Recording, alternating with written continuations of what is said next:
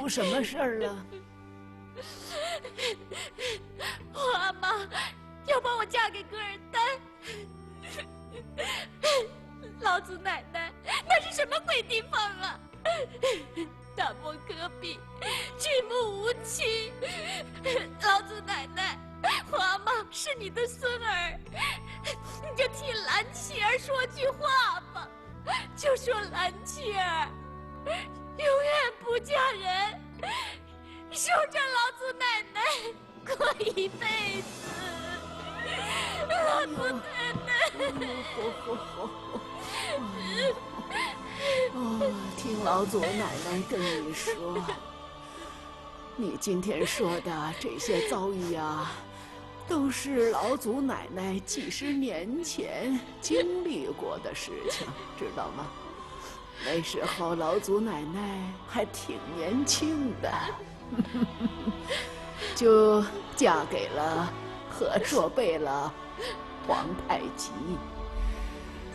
从世祖爷御天之后，皇太极就即了位。结果呀，没几年呐，皇太极也龙驭归天了，知道吗？后来呀，豪格和多尔衮居然为争帝位，动起了刀枪啊！那个时候啊，你顺治爷呀才6岁呀。那可怎么办呢？怎么办呢？你说怎么办呢？为了保住皇位，你老祖奶呀，我呀，忍辱负重，委曲求全，我呀操碎了心呐，你知道吗？我是不得已呀，随了他多尔衮了。就连你顺治爷也得尊称他父皇摄政王，直到他亲政啊！那是什么局面？一言难尽呐！老祖奶奶，那这是为什么？为什么？我告诉你，为了大清国。奶奶，你怎么熬得住啊？因为我心上有一把刀，我能忍呢，不然的话，怎么能叫我老祖宗呢？老祖奶奶，你可是踩着刀刃走过来的。哎呦，我的兰琪儿啊，咱们祖孙相隔4代，可是有一点呢，咱们都是女人呢，咱们无论嫁给什么人，都是为了大清国，知道吗？来，你听着，你去嫁给噶尔丹，也是为了大清。你要知道，你嫁给他不是为了当奸细，你要好好的爱他，你要为他煮饭，你要为他熬茶，为他生儿育女。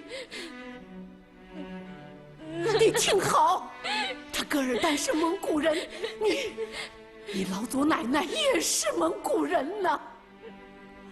我嫁给满人，你嫁给蒙古人，你说这是不是天意呀，我的孩子？老祖奶奶，如果有一天我男人和皇阿妈打起来了，那我应该站在哪一边呢？这个老祖宗可就说不好了，这是你自己的事儿，你自个儿选择。不，兰琪儿就要问个明白。告诉你吧，到时候啊，你站在哪边呢都是对的，站在哪边呢都是错的。老祖奶奶，那我不是把自个儿逼成2半了吗？哎呦，咱们做女人的，何止是逼成2半啊？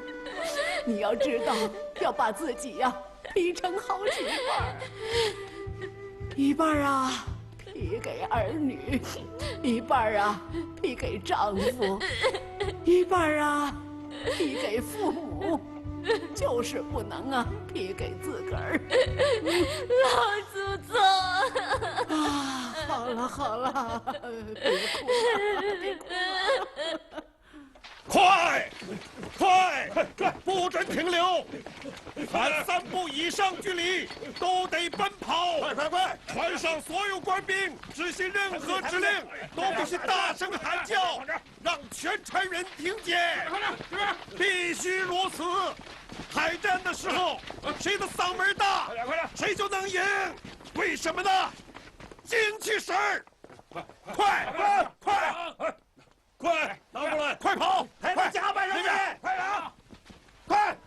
巡抚大人，复告列位听众：凡报名加入水师者，发纹银5两；战后得头功者，再赏3尾海船1艘；得大功者，赏单尾海船1艘；得3等功者，赏耕牛1头。本都的预案是4月中旬。全部水师8锚起航，本都将亲率主力战船攻台。如果顺利的话，拿下台岛，台湾所属的36岛都将望风披靡，不战而降。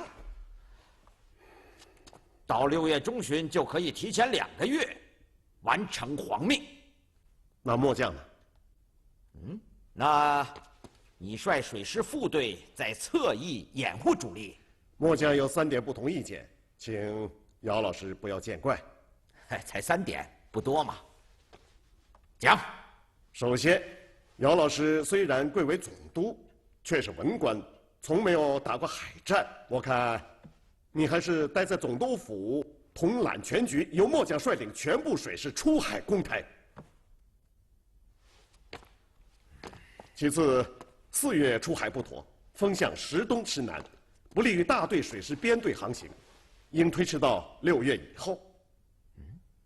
第3点最为重要，末将判断，郑经不会把主力战船集中在台湾，而会集中在澎湖列岛。水师应该以主力攻打澎湖，一旦攻克，台湾则是探囊取物。一旦攻不下，水师攻台时必遭刘国轩侧翼偷袭。你怎么这么肯定呢？我在台湾水师当过15年的统领，澎湖港湾众多，易于屯师。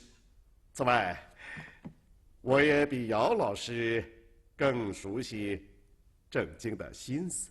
可据台湾渔民来报，郑经确实把水师集中在台湾。郑经故布疑阵。姚老师上当了。我岂能上郑经的当？郑经定会将水师布防于台北港，辅之以岸炮，固守主岛。澎湖那里才是疑兵呢。末将真是忍无可忍。上次你那个海战方案就是一堆破烂，要不是末将力挽狂澜，这个方案比上次还薄。十郎，姚都。你坐镇总督府，海战统统交给末将，好不好？末将保证把台澎拿下，只求姚都不要干预海战。你放肆！你固执！水师由本都节制，你必须听命本都。你是都，我也是都，大清水师归我管。你非逼我上奏皇上吗？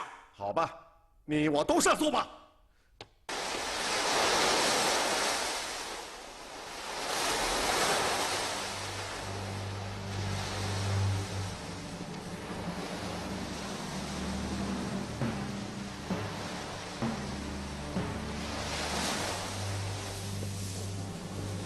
石大人，你和姚都几十年的师生之义，何苦闹得水火不容啊？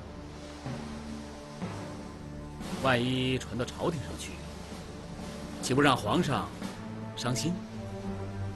也让大臣们笑话。什么师生之义？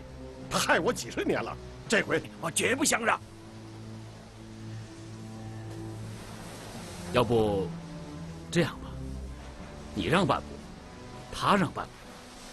两下里凑一凑，取个一致嘛。光帝兄，这是打仗，生死存亡之道，岂能凑合？石大人，石大人，你，哎呀，石大人，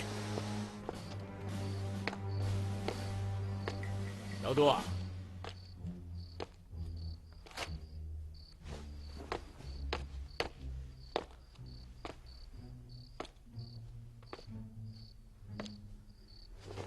姚都，你别这样嘛！皇帝啊，施琅也太不知斤两了。皇上让他当水师提督，这只是个荣誉。关键时刻怎么准他把全部战船都带上呢？还得我来呀！再说，水师主力直击台湾本岛，这是上善之策，怎能主次不分去攻占什么澎湖呢？哎呀，姚都啊，海霹雳是个牛脾气啊，姚都可是个满腹锦绣的人呐，能不能想个什么法子化解化解啊？我算看明白了，他这股恶气憋了多少年了，这次非得跟我过不去。那你也不能参他呀。不参他，但是我必须把海战方案禀报皇上，请皇上做最后定夺。失陪了。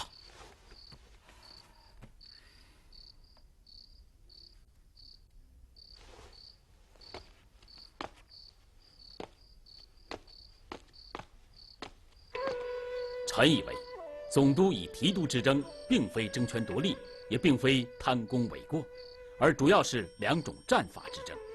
同时，稍许纠缠旧年恩怨，致使水火不容，臣冒昧夺之。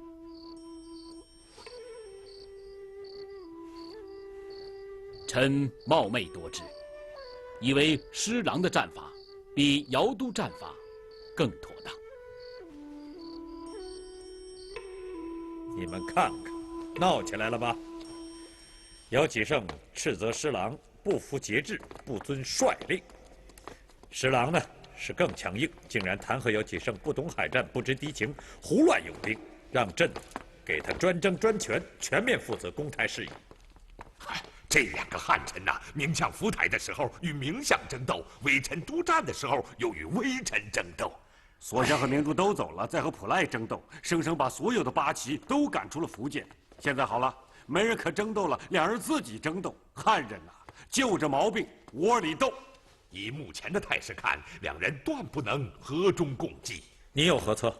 皇上应治下严旨，将总督、提督通通裁撤，另派重臣前去督战。大战在即，岂能走马换将？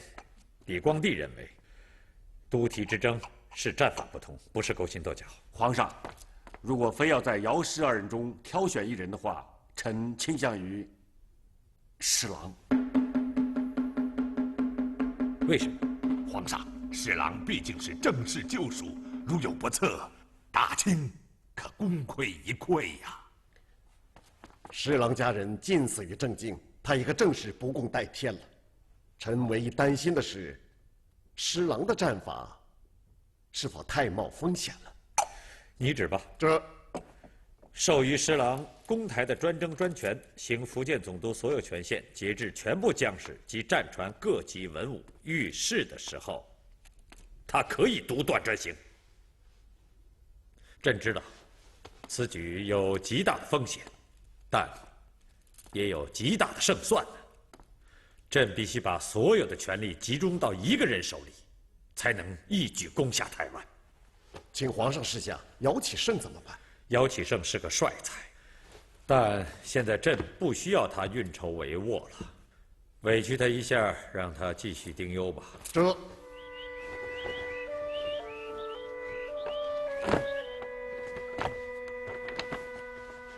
皇上啊，你把臣整的三起三落呀！哎，回家吧。你们带所有的船只到这儿，绕过石老峪，各船立即布阵，随时准备接敌，明白了吗？遵命。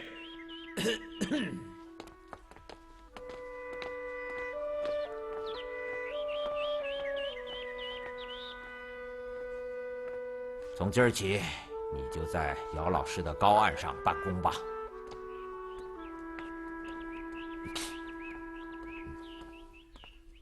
不，在我的战船上。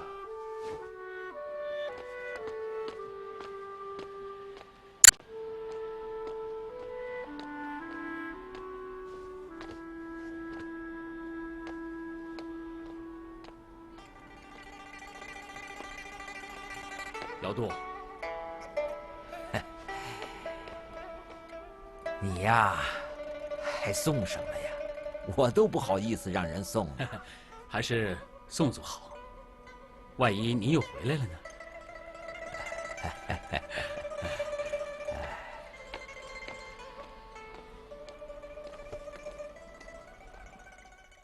列位臣工，朕决定6月初3启程南巡，经直隶山东、江苏至南京，沿途查看漕运、河工及各地政绩民情，着太子胤禛及所有16岁以上的阿哥随驾，所有徒陈廷敬、刘京辅政，明珠随朕同往。臣遵旨。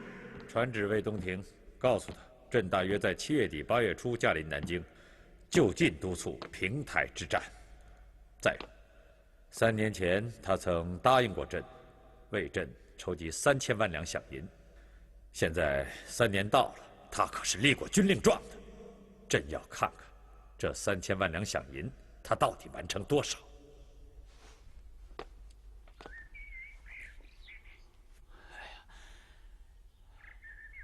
皇上要起驾南巡了，最后一站是南京啊！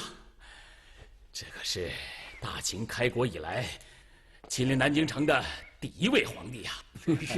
是你我臣子的光彩呀！对，是啊。奴才是3年没见着皇上了，盼星星盼月亮，总算把皇上给盼来了。下官从没见过大人这么乐过。末将可是又喜又怕呀，喜得终于可以一睹天颜了，怕的是皇上来了，末将得日夜护驾，不敢有一点闪失啊。对。要说喜啊，你们更喜；要说怕，我比你们更怕呀。皇上要亲自查验本都3年来所筹集的饷银呐。咱们仨立刻分工。格里亚，下官在。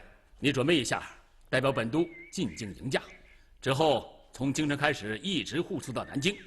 这。天普将军，末将在。你负责督监皇上行宫，不得有误。本都每3天要查看1次。领命。还有啊，兵部催促的40门红衣大炮，铸造好了吗？已经脱模去沙，定于后天试炮。如无问题，即可起运福建。好，此事万不可有误啊！平台急着用呢。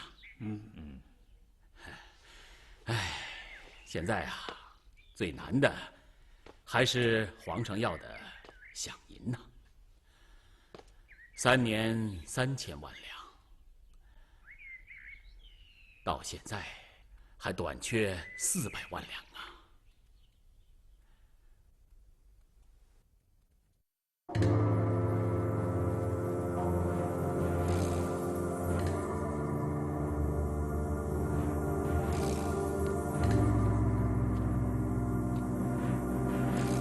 印孔法师，下官有礼了。道台大人呐！哎呀，道台大人，你今日怎么穿得这么朴素啊？请坐，谢座。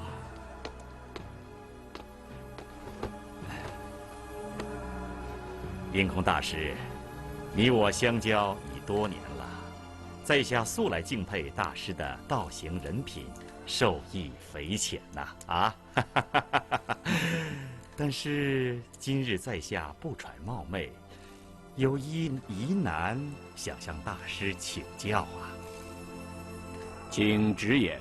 康熙18年10月20日，前明朱3太子朱慈炯，率同吴应熊等人夜袭皇宫，被御林侍卫斩杀殆尽。那次宫变，天下震动。贫僧虽然世外之人，也有所耳闻呐。但是，只有朱慈炯一人消失了。宫里宫外都寻遍，生不见人，死不见尸。皇上严旨追查，20多年过去了，此人仍无下落呀。哼，这不是什么疑难，而是葛大人看走了眼。哦，竟然把贫僧当成什么朱三太子？哼，贫僧哪有那等福气啊？贫僧法名应空，3岁便入佛门。入了佛门未必就是僧啊。顺治皇上也入了佛门，法名行痴，难道行痴大师也不是僧吗？在下知道大师不是朱三太子，那朱三太子定然是死了，而大师遁入佛门，早就与尘世无涉，已成世外高人。既然如此，大人吃杯茶，就请打道回府吧。但是在下风闻，朱慈炯留下的800万两白银，也不翼而飞。那些个银子呢，都是他珍藏多年起兵之资啊。大人是想要朱三太子呢，还是想要银子呢？在下说过，朱慈炯早死了，但那些银子不该死。您说呢？在下是个胆小的人，不愿惹事。在下又是个贪财的人，想起那些银子，就睡不着觉啊。大人还是个厚颜无耻的人，说起话来一点儿也不脸红。正是。大师您接着说，下官等着呢。那好，贫僧就送你800万两银子。谢大师，在下得了那800万，立刻辞官归乡，永远不敢惊动大师了。在下告辞了。走好。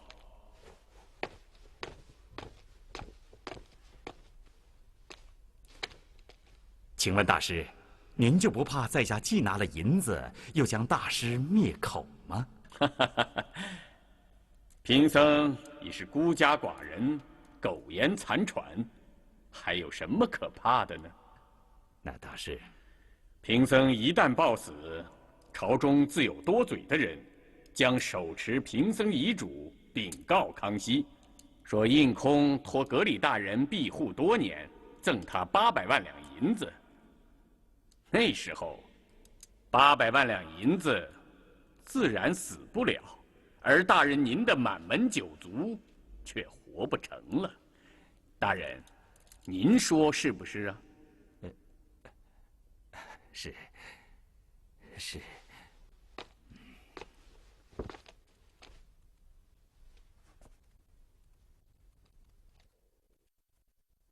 禀皇上，魏东亭总督得知皇上择日南巡，并驾临南京，不胜惊喜，然相面北而叩，期盼皇上龙体康健，早早进下，古城金陵。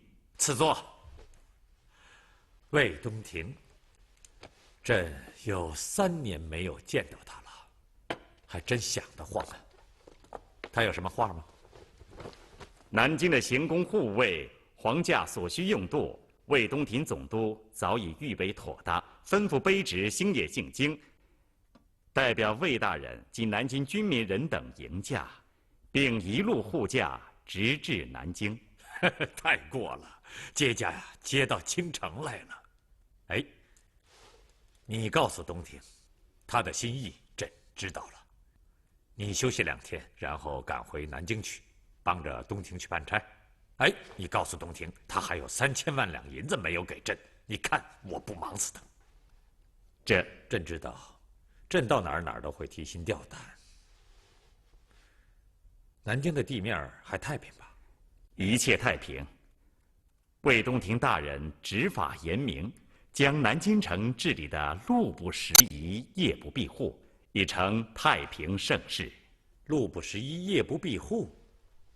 哼，朕真想去看看这个太平盛世。这。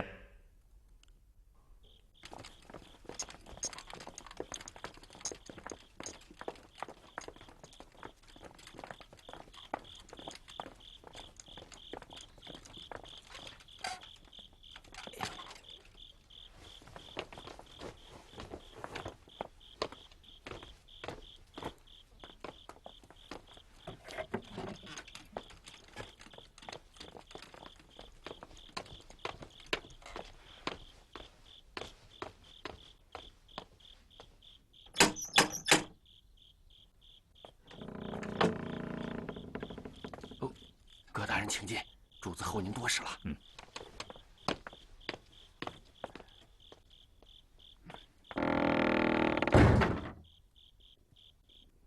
奴才已打探清楚，栖霞山寺庙的印空大法师，就是前明朱三太子朱慈炯。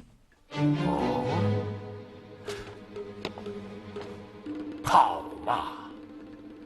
从北京到云南，从关内到关外，老夫我找了他10几年了。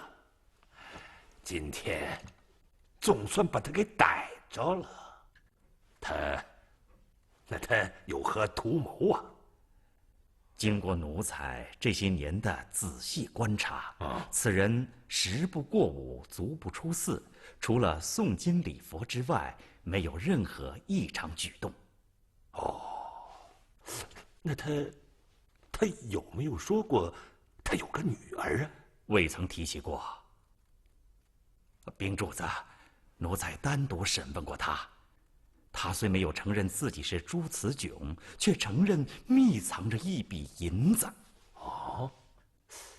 奴才请主子示下，此人当如何处置啊？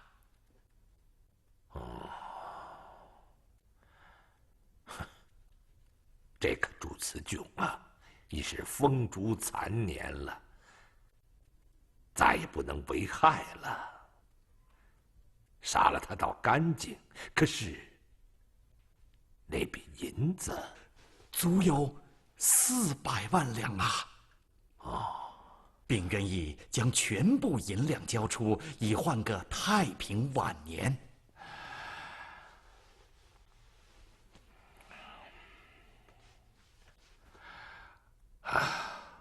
我看呢，既然你们把话已经说到那个程度了，你不拿，他也不放心啊！我看你不妨就收下他那400万两银子吧，让他安度晚年，做他的印空大师。剩下的事儿，等我想妥了再说。奴才取了银两以后，立刻亲自解送京城，上交主子。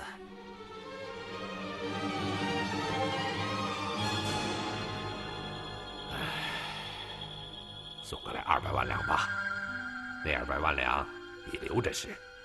奴才不敢，奴才的一切都是主子您给的呀。哎呀，就这样吧。谢主子。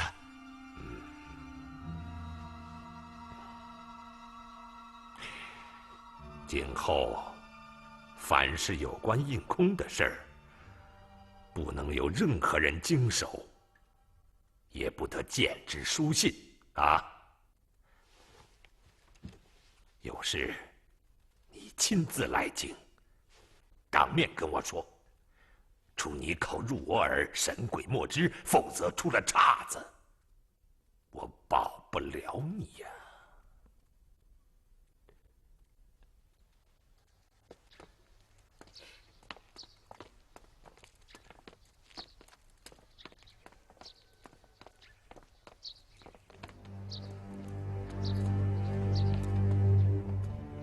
每一门大炮都合用吗？回大人，每门红衣大炮都经过3次实弹试射，下官确保准确无误。福建方面3天一催，急着能用了，你们不能耽误，赶紧发运吧。是。卑职已将前20门红衣大炮发往福建了，可是，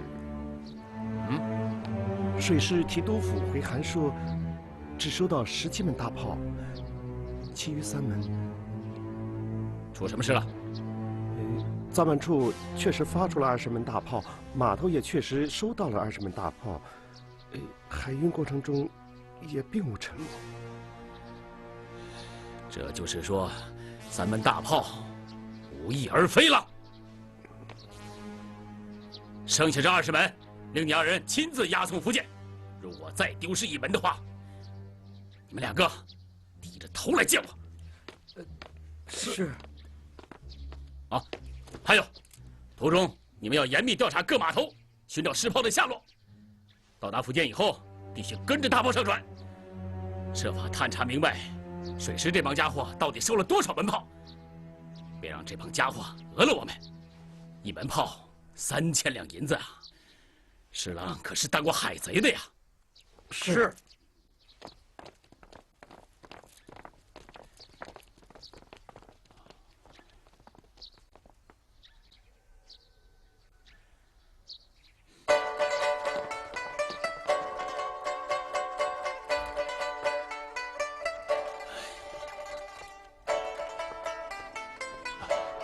末将参见总督大人。你立刻调兵，把南京附近的水陆码头都给我查一查、看一看，看能不能找出失落的3门红衣大炮。大人，您不是认为福建水师在讹诈我们吗？哎呀，我那不是把丑话说到前头，留着日后打官司用吗？哦。此外，我怀疑这3门大炮是被自己人给偷了。如果真是这样，他们只能高价卖给台湾，走海路出运。末将立刻带兵搜查。快去！哦，好。大人是想把这儿让给皇上做行宫吧？是啊。那座行宫呢？照常修建，不得迟误。到时候一真一假，一虚一实，以防不测呀。啊，大人这座府宅是万全之处啊！东为正红旗马标，西为镶黄旗炮标，前接玄武湖，后靠龙岗卫骑营，铁桶般安全呐。还不够啊！天婆在，着你在20天之内将方圆3里的闲杂百姓全部遣走，再调500名龙骑兵，化妆成百姓，住进民居，均持贴身兵器，昼夜护驾，直到皇上离开南京。遵命。还有，凡化妆成百姓的兵勇，都不许叫皇上认出来，否则皇上又要龙颜大怒，骂我们扰民了。听清了？遵命。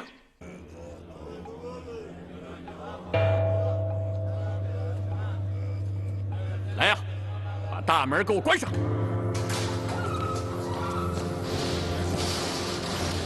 大家听我说，应空此生最后一个愿望，就是看着康熙死去。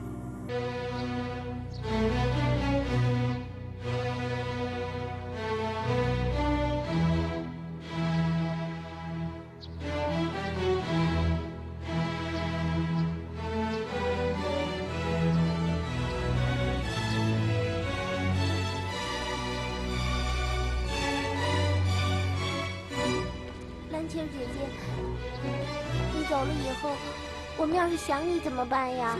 我们怎么能去看你呀？舍不得让你走，你可一定要回来呀！一定要常回来啊！回来看我们，你走了，我们怎么办呢？妹妹们，姐姐希望你们永远不要长大，永远不要长大。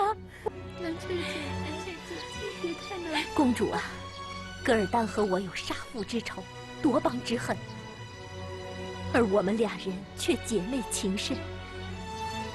今后我们如何见面呢？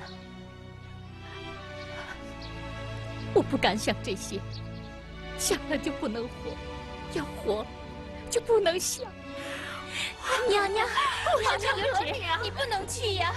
娘娘，你不能去啊！去了更伤心。娘娘，娘娘，你还是别去了。就是别去了，娘娘。我就这么一个女儿，你们为什么不让我去送她呀？娘娘，皇上驾到！娘娘，娘娘，皇上。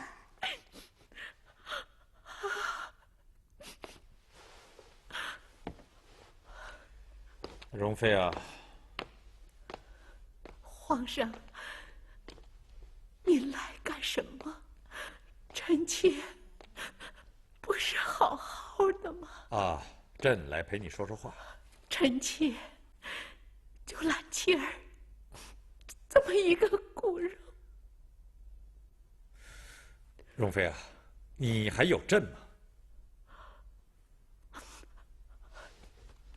啊，朕正要告诉你，过几天朕要南巡，你陪朕一起去。皇上，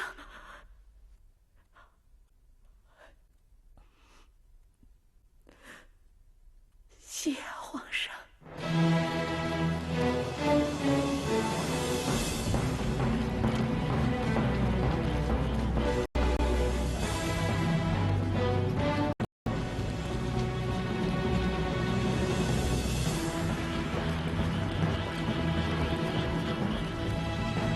太皇太后懿旨，送行千里，终有一禀，着所有皇妻至此返回。老祖宗说了，和硕公主定能和亲西域，造福大清。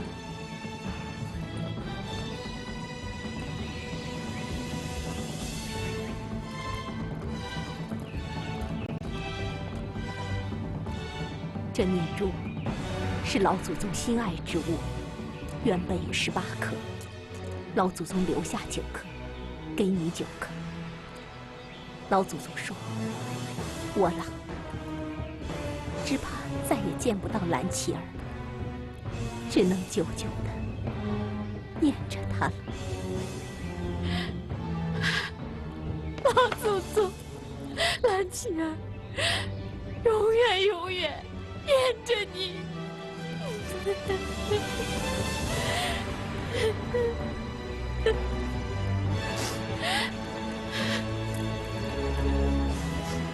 和硕公主，请上车。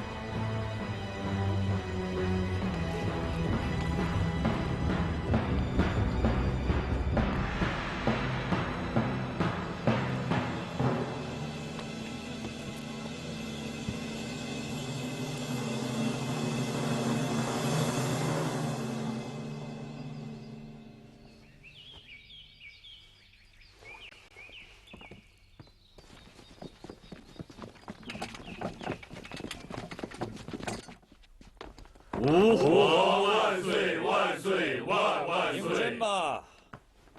谢皇上。此次南巡，朕恩准让16岁以上的阿哥全部随驾，这是为什么呢？朕要你们亲眼看一看大清之大，物产之博，山川之秀丽，民情之繁复。啊，比如说，这边现在还是夏天。那边可能就是冬天了啊！记着，所有的阿哥只准骑马，不准称轿。遵旨。朕要视察一下漕运河工，到了南京，朕要亲祭明孝陵，拜一拜大明开国皇帝朱元璋。朕还恩准他们的遗民遗臣，还有学子们。与朕同祭。吾皇恩威前。时辰到了，可以起驾了。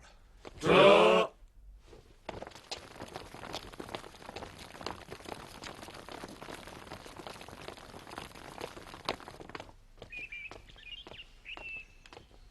哎呀，妹子，你还待着干什么？赶快回后宫去吧，当心皇上看见。他又把我搁下，带着容妃走了。哎。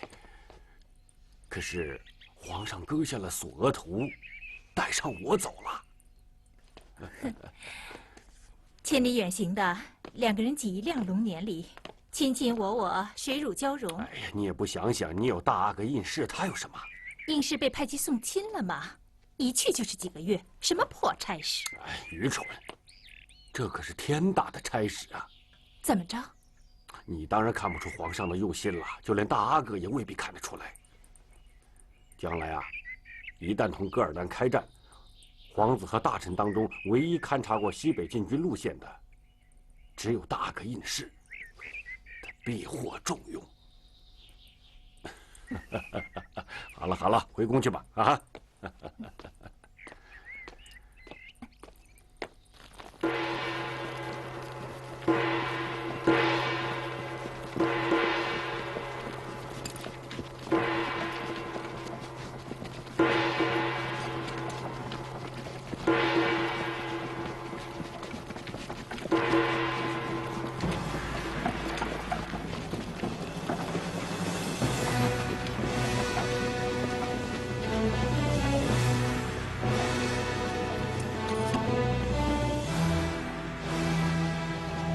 禀皇阿玛，茶停到了，请皇阿玛歇驾饮茶。